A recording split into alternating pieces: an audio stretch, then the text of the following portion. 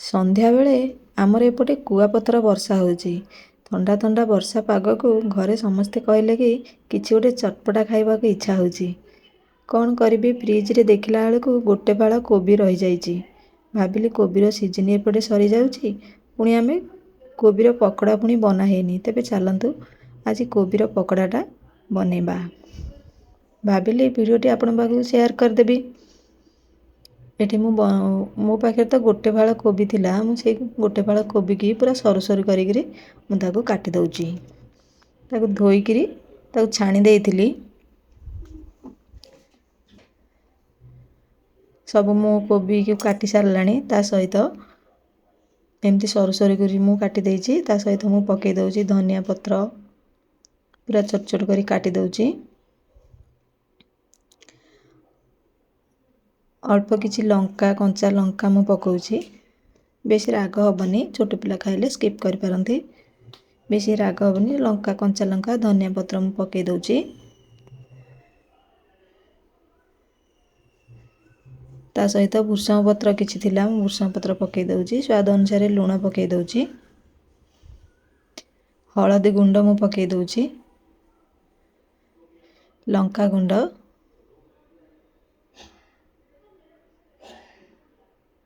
ଅଳ୍ପ କିଛି ଜୁଆଣିକି ହାତରେ ଟିକେ କ୍ରସ୍ କରିକିରି ମୁଁ ପକାଇ ଦେଉଛି। ଜୁଆଣିଟା ନିହାତି ଭାବରେ ଯେତେବେଳେ ପକୁଡ଼ି ବନେଇବେ ଜୁଆଣିଟା ନିହାତି ଭାବରେ ପକାଇବେ। ତା'ର ବାସ୍ନା ବଢ଼ିଆ ହେବା ସହିତ ଡାଇଜେସନ୍ କରିବାରେ ସାହାଯ୍ୟ କରିବ। ଏଠି ମୁଁ ଚାଉଳ ଗୁଣ୍ଡ ଛୋଟ 4 ଚାମଚ ମୁଁ ଦେଇ ଦେଉଛି। ବଢ଼ିଆ କ୍ରିସ୍ପି ବନିବ। ତା ସହିତ ମୁଁ ଦେଇ ଦେଉଛି ଗୋଟେ ବଡ଼ ଚାମଚ ବେସନ। ତାକୁ ଭଲସେ ମୁଁ ମିଶାଇ ଦେଉଛି। ଚାଉଳ ଗୁଣ୍ଡଟା ଆମର ଯେହେତୁ ଅଛି, ତାକୁ ଭଲସେ ମିଶାଇ ଦେବା ଆଗ। ତାପରେ ମୁଁ ପକାଇ ଦେଉଛି 2 ଚାମଚ ହେବ କର୍ଣ୍ଣଫ୍ଲୋର। କ୍ରିସ୍ପି ହେବ, କୁରକୁରେ ବନିବ, ପାଟିକି ବଢ଼ିଆ ଟେଷ୍ଟି ବି ଲାଗିବ। ଅଳ୍ପ ଟିକେ ମୁଁ ପାଣି ଦେଇ ଦେଉଛି। ତାପରେ ଏଠି ମୁଁ ପକାଇ ଦେଉଛି ପିଆଜ।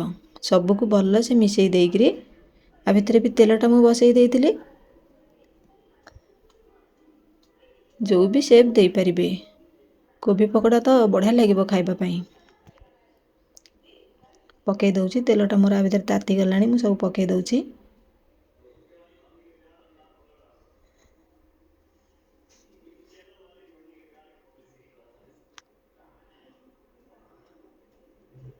ରେଡ଼ି ହେଇଗଲା ଆମର ଗରମ ଗରମ କୋବି ପକୋଡ଼ା। ଚା'ଟା ମୁଁ ଦେଇ ସାରିଲାଣି ବାପାଙ୍କୁ। ଆଗ ଥଣ୍ଡା ହେଇଯିବ ବୋଲି ମୁଁ ଚା'ଟା ଦେଇ ଦେଇଛି ବାପାଙ୍କୁ। ତାପରେ ଆମେ ଏଇଠି ସସ୍ ସହିତ ଖାଇବୁ। କେବଳ ଚା' ବନା ହେଇଥିଲା ବାପାଙ୍କ ପାଇଁ, ଆଉ ଆମେ ସମସ୍ତେ ସସ୍ ସହିତ ଖାଇଲୁ।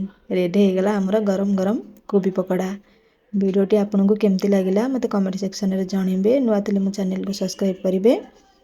ଭଲ ଲାଗିଲେ ଭିଡ଼ିଓଟି ଛୋଟ ଲାଇକ୍ଟିଏ କରିବେ।